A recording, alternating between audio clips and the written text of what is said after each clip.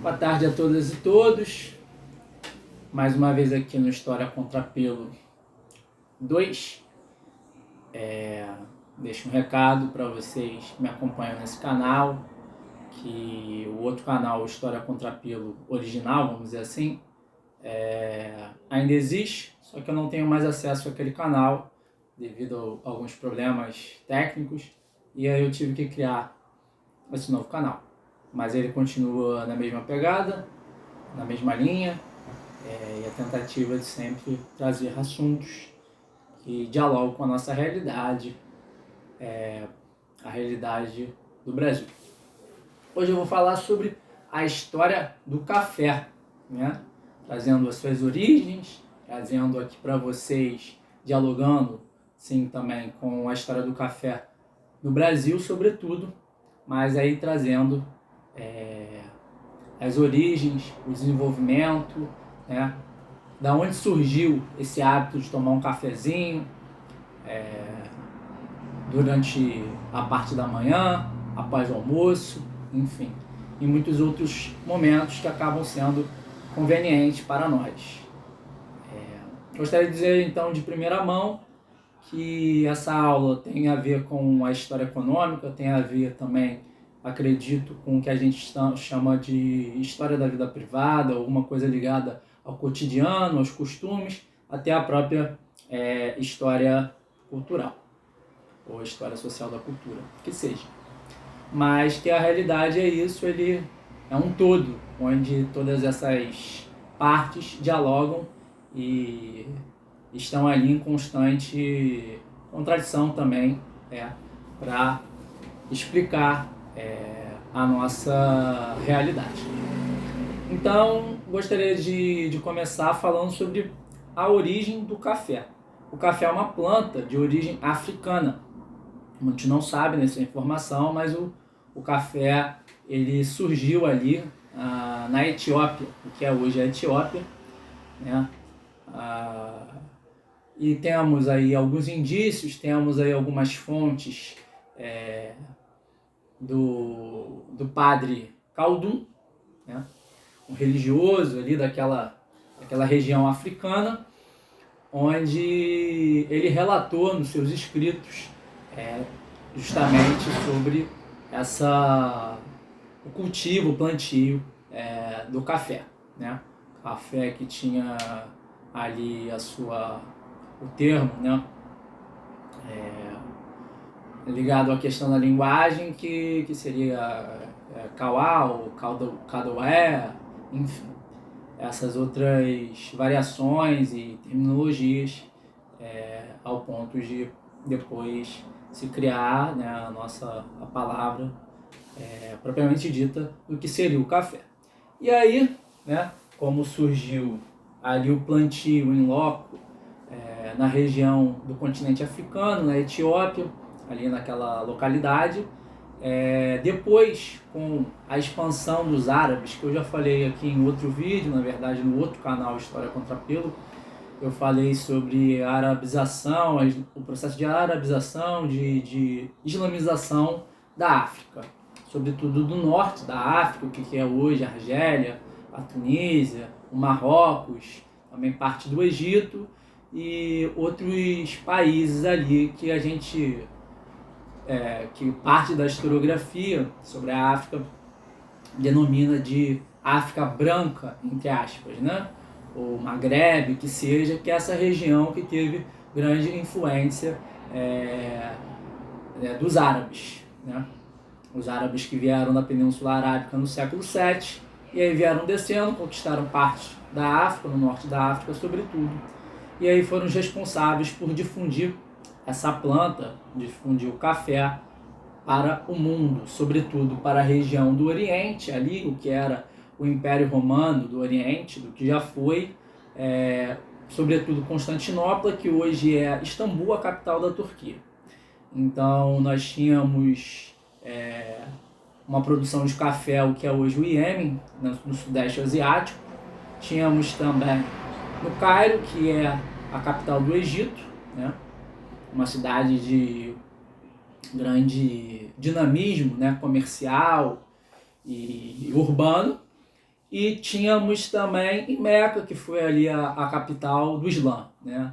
Foi em Meca que o profeta Maomé, ou Mohammed, que seja, começou ali a pregar o Islã, e até é relatado no livro sagrado deles, né? Que é o Alcorão, e na Turquia, como eu já falei, né? Constantinopla. Então, aí você me pergunta, tá, e esse costume de se tomar café, né? O hábito de se tomar café, da onde vem, Pablo? A fontes, né, que indicam, até uma das fontes que eu consultei para apresentar esse vídeo, essa aula, foi a fonte da indústria brasileira do café, uma fonte oficial, e sabemos que fonte oficial ela acaba colocando ali algumas informações, mas deixa, né, oculta outros tipos de informações, ficam algumas lacunas que são propositais, né? Já falei em outros vídeos também que a história não é neutra, não existe neutralidade na história, a objetividade, a tentativa científica de enquadrar num campo metodológico e teórico, nas suas mais diversas linhas historiográficas, mas a neutralidade não existe na ciência, não existe na filosofia e também não existe na história. Então, mas é uma fonte que eu achei talvez uma das mais confiáveis para se poder extrair algumas informações. E lá eu tive a possibilidade de saber que foi justamente na Turquia mesmo, né? Ainda com essa influência dos árabes mesmo, porque a Turquia é um país que é dividido, né? Na verdade tem uma diversidade cultural muito grande, religiosa, justamente porque foi durante muito tempo um país que abarcou grande parte do que foi o Império Romano na sua parte oriental. Então você tinha uma influência ali na Turquia de gregos, de italianos, enfim, de chineses, enfim, várias culturas ali no mesmo lugar, dialogando, várias línguas e várias religiões. Então a Turquia hoje tem uma quantidade muito grande de cristãos ortodoxos, né? Ligado à igreja ortodoxa, mas também uma influência muçulmana muito grande, né?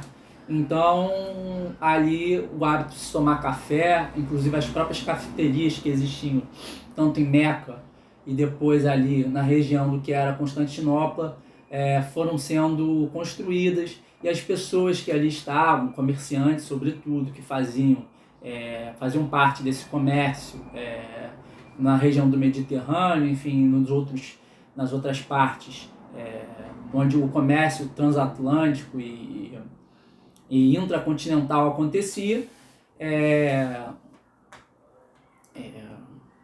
essas cafeterias, esses lugares para encontros, né?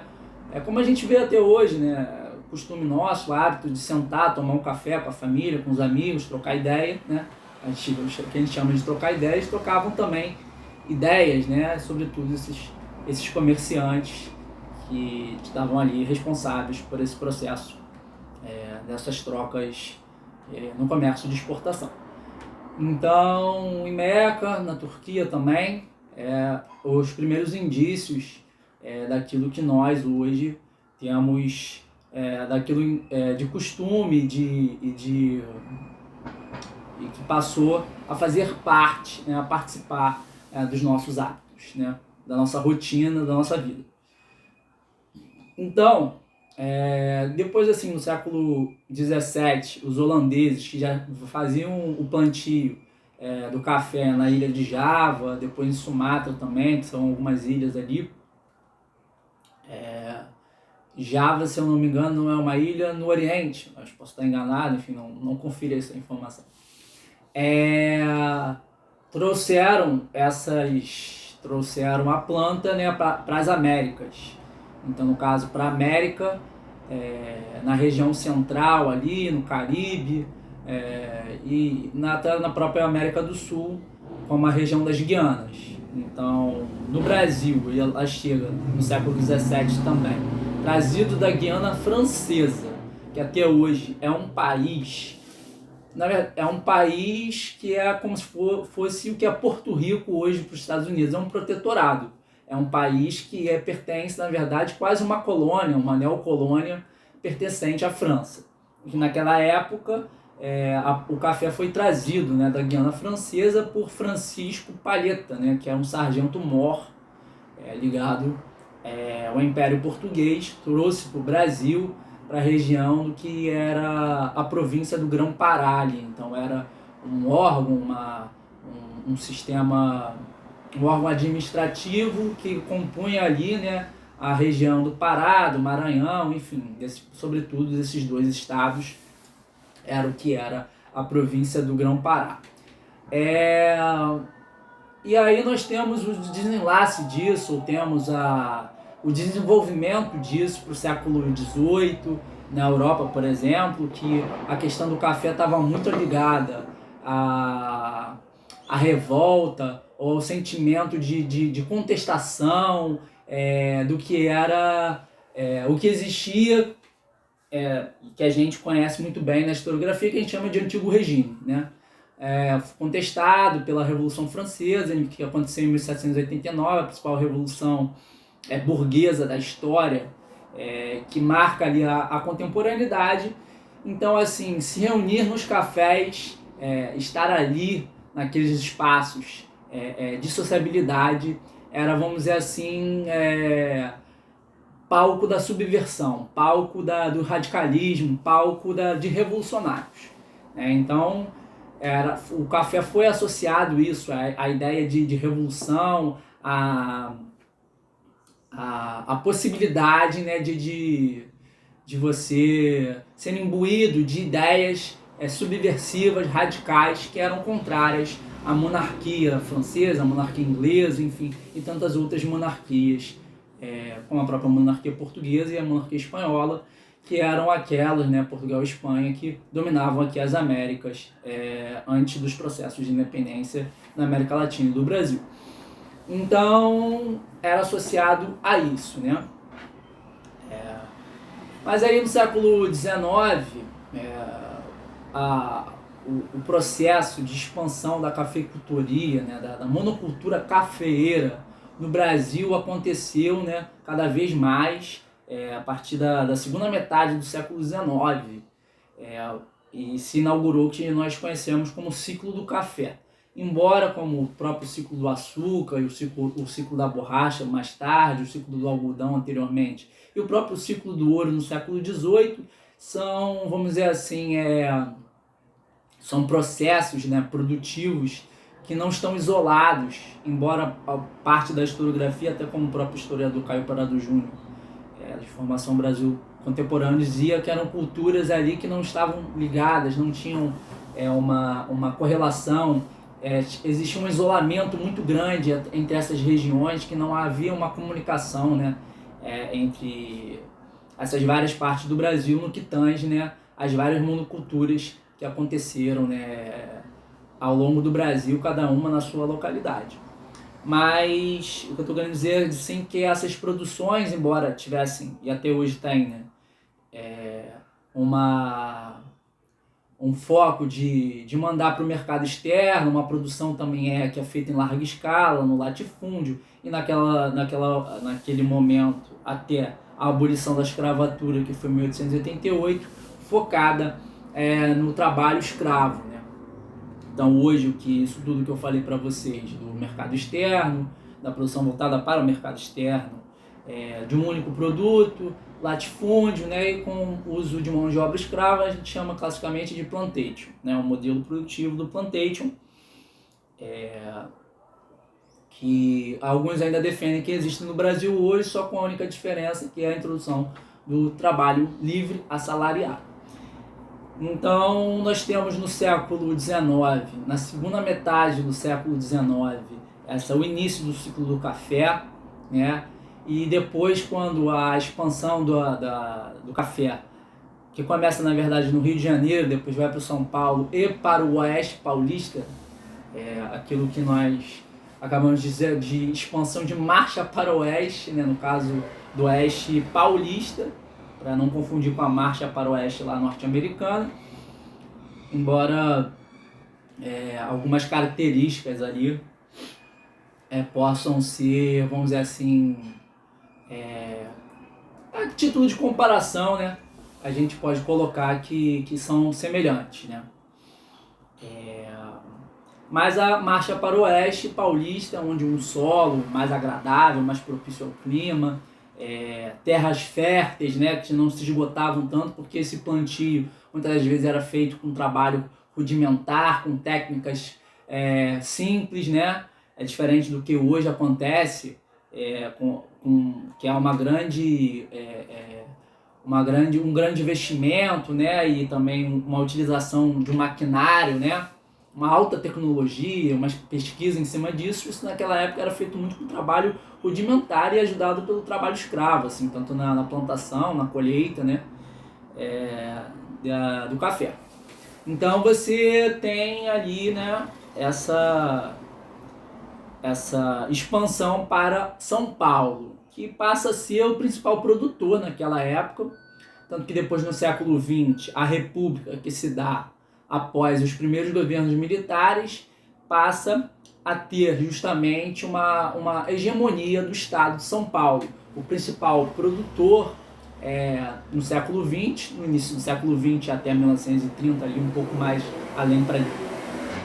mais além disso, o principal produtor do país, com mais dinheiro, né, mais possibilidades de investimento, com uma burguesia cafeeira desenvolvida, tanto que o PRP, que era o Partido Republicano Paulista, tinha uma quantidade muito grande, né, de cafeicultores dentro do seu partido e também de escravocratas, né, mas que depois acabaram optando, não sem muita relutância, pelo projeto republicano, né, embora, né, uma coisa, no plano político, a república nem sempre é assim como a própria democracia, embora em teoria seria, né, a democracia liberal, que eu digo, né, seja um empecilho para a manutenção da escravidão, né.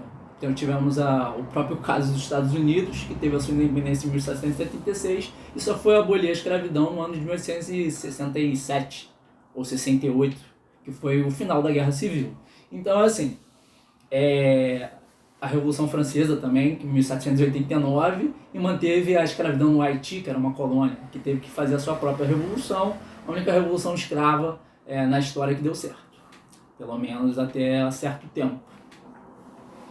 Então, durante a época da República, São Paulo tomou a frente desse projeto. E depois, com uma política de valorização do café, que passou a ser conhecido como Convenção de Taubaté, por causa da cidade do interior de São Paulo, de Taubaté, primeiro em 1906, depois em 1914, enfim, depois em 1924, enfim, várias políticas de valorização do café, porque existia muito uma coisa que é própria do capitalismo, que é a crise de superprodução.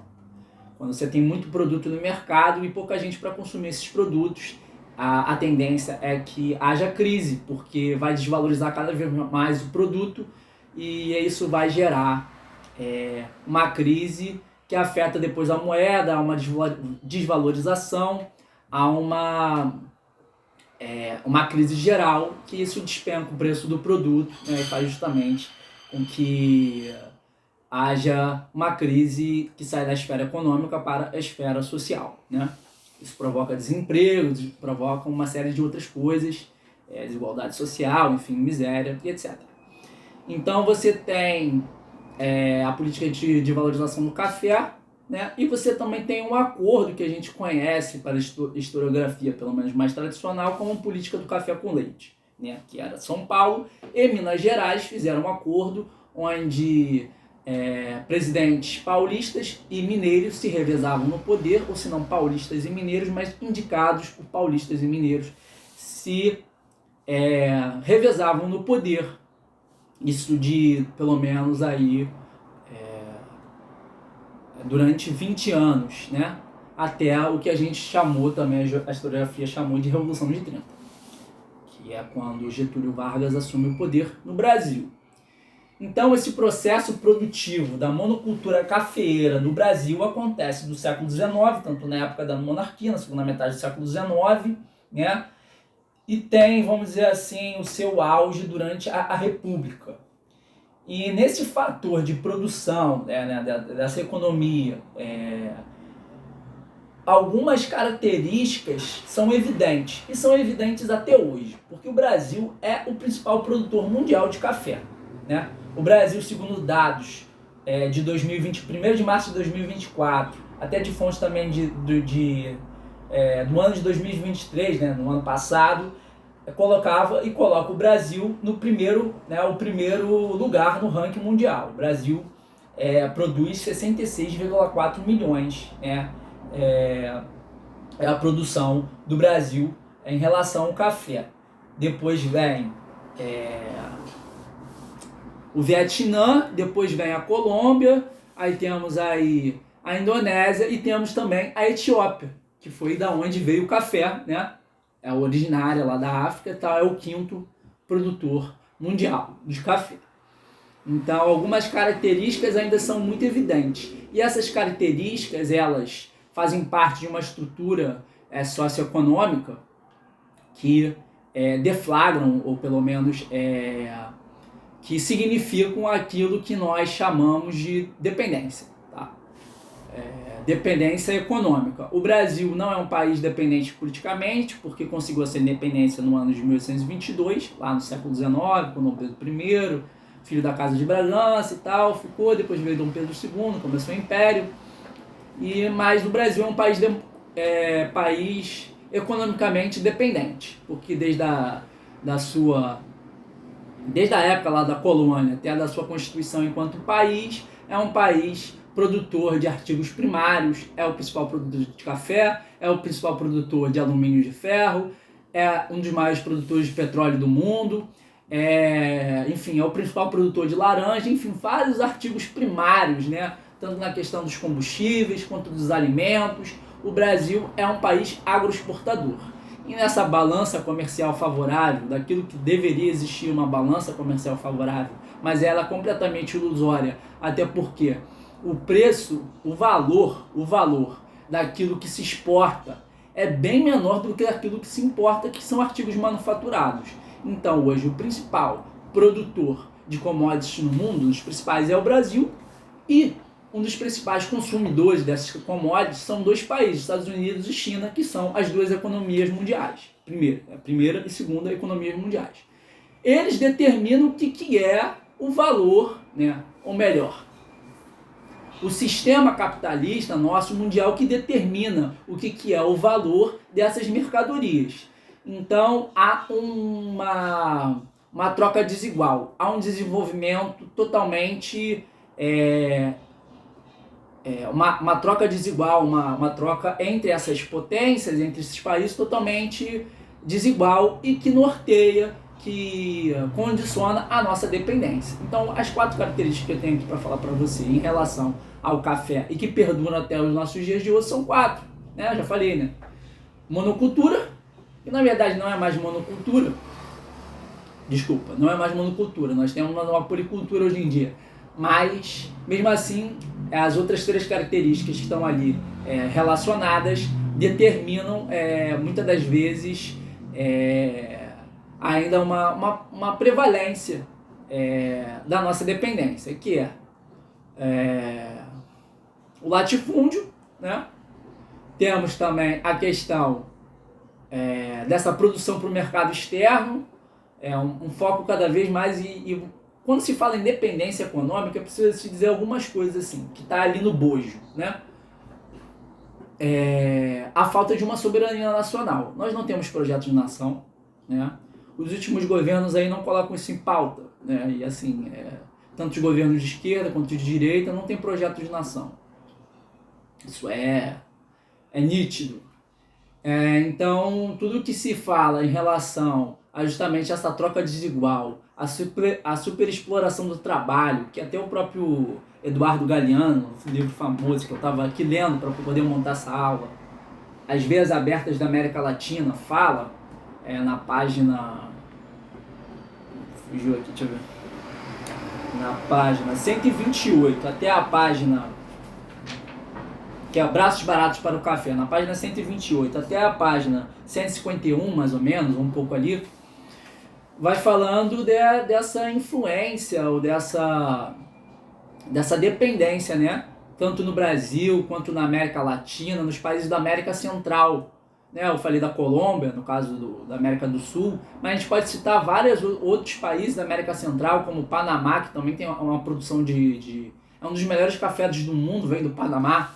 El Salvador, Honduras, Porto Rico, Guatemala, Nicarágua, todos esses países que têm uma produção, por exemplo, de café, de banana, enfim, e de outros artigos primários, foram durante muito tempo subjugados, invadidos, explorados pelas grandes companhias, grandes empresas transnacionais do mundo. Então a gente tem, por exemplo, a United Fruit, que foi hegemônica durante muito tempo na América Latina, nessa época, assim, no século XIX, século XX, que, se eu não me engano, é uma empresa ou britânica ou norte-americana, a United Fruit. Monopolizava e ditava o desenvolvimento nesses países que eu citei, em Cuba também e em tantos outros, né? Então nós temos aí essa questão.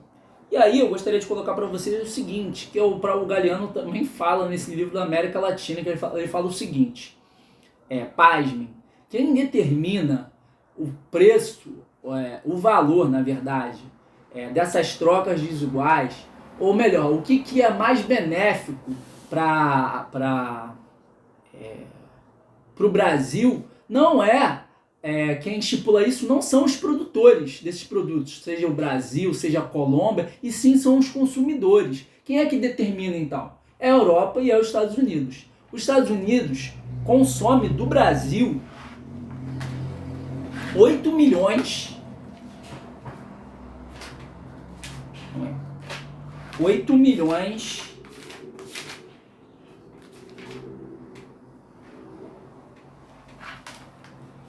de safras de café atualmente, né? 8 milhões de safras de café do Brasil, os Estados Unidos consomem. E a Europa, né, a União Europeia, enfim, uma outra, não tem o dado aqui específico, mas também né, os países, né, consomem muito o café brasileiro, os países europeus. Aí você tem dois tipos de café, né, que são produzidos no Brasil. O café arábico, né, e o café robusto. O café arábico tem uma qualidade melhor, né? E o café robusto não tem, uma qualidade assim tão boa, porém ele resiste mais às condições climáticas, sobretudo às adversidades climáticas, né? A piores condições climáticas. Então, ele também tem um investimento nessa produção de café desse tipo. Aí, eu gostaria de falar, por exemplo, dos estados produtores. Hoje, para vocês verem algumas coisas, como algumas coisas perduram, né? Minas Gerais é o responsável por 50% da produção do café nacional. O Espírito Santo, 25%. E São Paulo, apenas 9%. Ou seja, o que era antes uma hegemonia paulista lá no início do século XX, até um pouco depois, mais ou menos a década de 50 ali, hoje já não é mais. É Minas Gerais que é o principal estado produtor, né? O Espírito Santo vem em terceiro lugar com 25% e a produção cafeeira, que antes, né, inaugurou ali o modelo de desenvolvimento e que gerou a opulência da oligarquia paulista, sobretudo aí nessa região do Oeste Paulista e de outras cidades, já não é tanto o foco da produção de São Paulo, até porque hoje São Paulo e o próprio Rio de Janeiro são duas cidades que são consideradas grandes metrópoles, são consideradas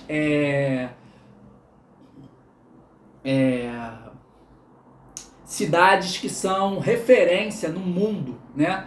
Então elas são cidades muito mais atrativas na área, por exemplo, de serviços, e também tem uma produção industrial muito grande. Então essa questão ela fica mais relegada a segundo plano, né? Você tem outros estados que têm uma foco de uma produção agrícola maior do que próprios esses estados, assim como o próprio, não é tema dessa aula, mas para vocês saberem, como o próprio Rio Grande do Sul, que é o principal produtor de arroz, né, do Brasil. Então, assim, você tem... Mas mesmo assim você ainda vê Minas Gerais, São Paulo e o Espírito Santo, que é o estado assim que durante a década... durante o século passado, nesse livro aqui também que eu usei para falar, pautar a nossa aula, que é a História Econômica do Brasil, do mesmo autor de Formação no Brasil Contemporâneo, que foi o historiador e geógrafo brasileiro Caio Prado Júnior, falava que além das fronteiras de São Paulo, além do Rio de Janeiro e Minas Gerais, e também o Paraná, o estado do Espírito Santo foi responsável por essa produção cafeína. Então, o que eu gostaria de dizer para vocês nesse vídeo é isso, né? E o hábito nosso de tomar café é isso, é um hábito que é secular, é um hábito, na verdade, até milenar, né? Porque data aí da Etiópia do século IX, né?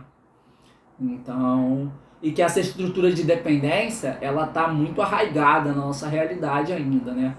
Que tem um sentido de dependência ou até uma dialética da dependência, como o sociólogo, o cientista social Rui Mauro Marini escreveu no seu livro, que é justamente a dialética da dependência, para falar do nosso desenvolvimento, né, do capitalismo brasileiro nosso, um capitalismo sui generis, um capitalismo dependente, que faz com que a gente ainda, né, hoje, como um dos principais produtores de commodities no mundo, que nada mais, nada menos produtos agrícolas ou produtos, enfim, primários, não só agrícolas, mas, enfim, da pecuária, do setor de combustíveis, com alto valor no mercado internacional, assim como a própria soja também. O Brasil é o principal produtor mundial de soja, já passou os Estados Unidos, que é o segundo. O principal produtor e não e ainda fica nessa troca desigual com as principais potências, como os Estados Unidos, como a China, como a Alemanha, o Japão, enfim, a França, que são aí os produtores de alta tecnologia, de manufatura, enfim, no mercado mundial. Se vocês gostaram desse vídeo, curtam, compartilhem, se inscrevam no meu canal. Esse novo canal tem apenas 8 inscritos, mas não tem problema, a gente recomeça do zero e a gente vence no final. Gostaram? Muito obrigado, eu sou Pablo Rodrigues, tenham um bom domingo e esse é o História Contra Pílula 2.